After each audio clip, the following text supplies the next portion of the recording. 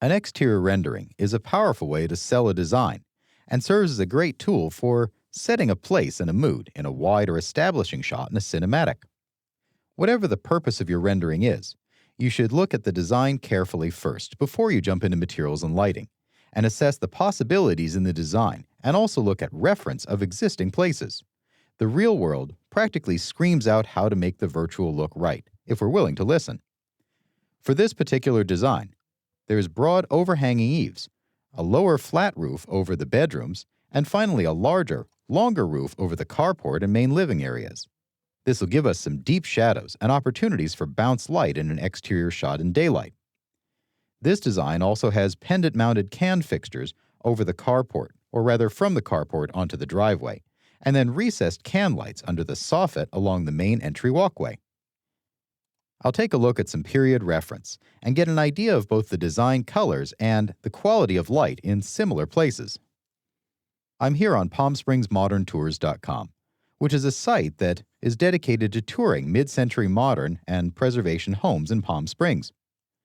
What we can see in this, right on the entry page, are some classic lines and shapes, and also a great indicator of the quality of lighting to shoot for. For this house on the top of the screen, we can see it's got broad eaves, and we get fairly crisp shadows and good darkness in the shadows underneath. The trees can be a powerful force here, casting dramatic shadows on a facade, and a lot of the tones here we're seeing are muted down earthy and neutral colors with white accents. When we scroll down a little bit more and look at Twin Palms, Frank Sinatra's first home, and also the Palm Springs City Hall, we get some other good indicators of how to treat this.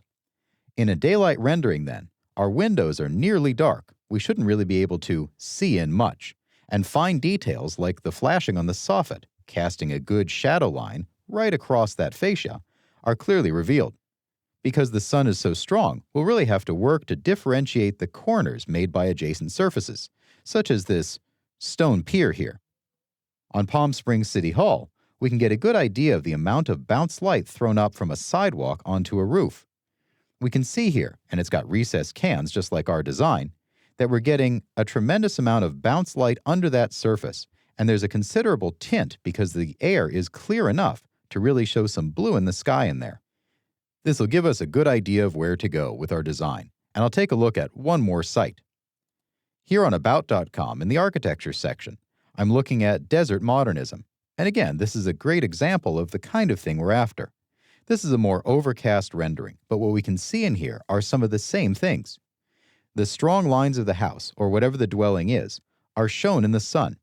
We tend to see a good bounce of light on the underside of eaves, and so we'll need to take that into account. This day is a little more overcast, but even with a few light clouds showing, we can still see the strong shadows cast by the cactus in the foreground, for example. Back here in 3ds Max, then, we can see in this design where we're going to need some strong white colors on our roof, and we'll need to make sure that this new wood siding matches in that color scheme. It's probably not going to be a dark house. We'll need to have strong shadows from our yucca plants, and these are shown in canopy mode at the moment, but selecting them shows their true geometry with their spiky leaf balls and long stalks. We'll get a good bounce from our concrete driveway up under this roof, so we'll need to make sure we're tuning our lighting appropriately.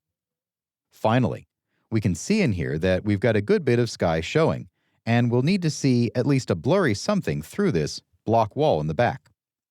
Now that we have a good idea of where our design should go, and we've got some ideas from real reference of how to treat this kind of a design, we can get started getting our materials on.